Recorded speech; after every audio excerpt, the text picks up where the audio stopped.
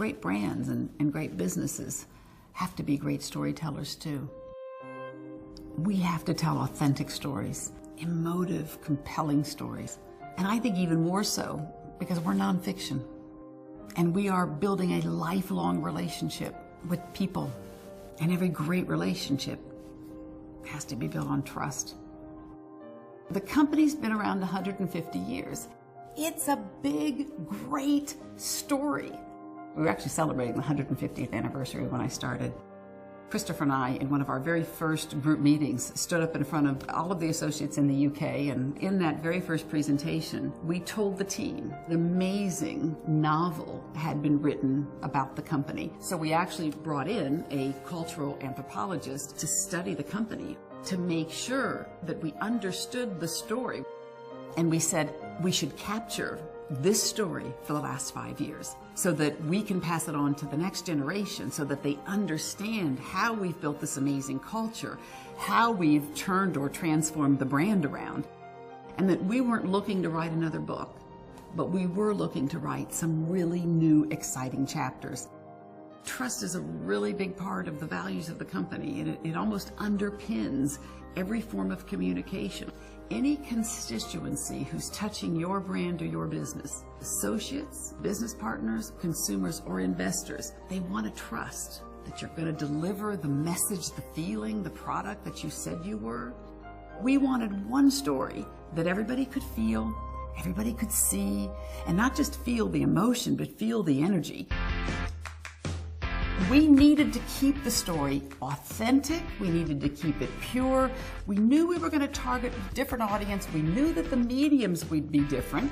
We knew it would be so much more global than maybe things had been in the past. But the story had to be the same. So we said everything we're going to do is target this millennial consumer. And if we do that, we're going to have to speak in their language. And their language was rapidly becoming digital. So we studied this customer and then adjusted each of our strategies in order to be relevant and authentic to this audience that we were catering to. Because I think everything you do going forward, you can't do anything the traditional way. It has to be so visual. And we hit on this word energy early on and said, we want everything we do to have energy. We call our website Burberry World.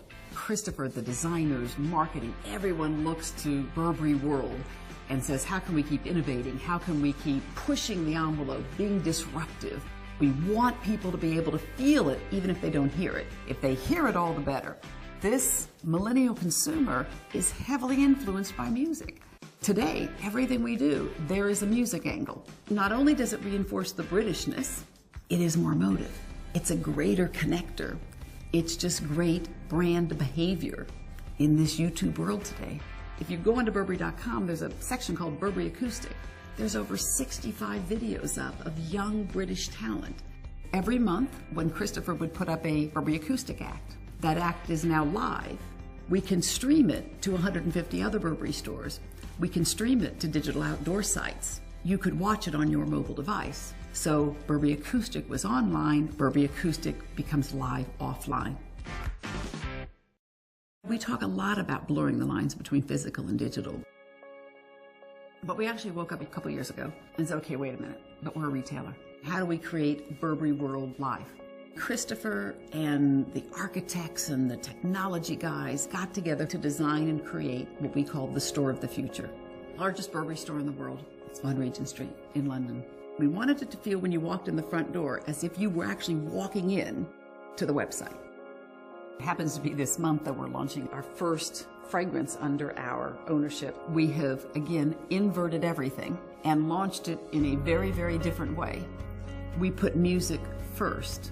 We put emotion first over just the hard product.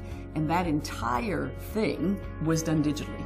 Everything was launched digitally first and now is going into the physical world. Everybody's a storyteller. I don't care if it's a business, a brand, a writer, a musician. Everybody's telling their life story. Yes, we've been telling a compelling fashion story, and yes, we've been telling a young millennial story and a heritage story, and of course it's got to be British, but we've also been telling a very strong value story. And I don't think the world's ever going to want to stop hearing stories.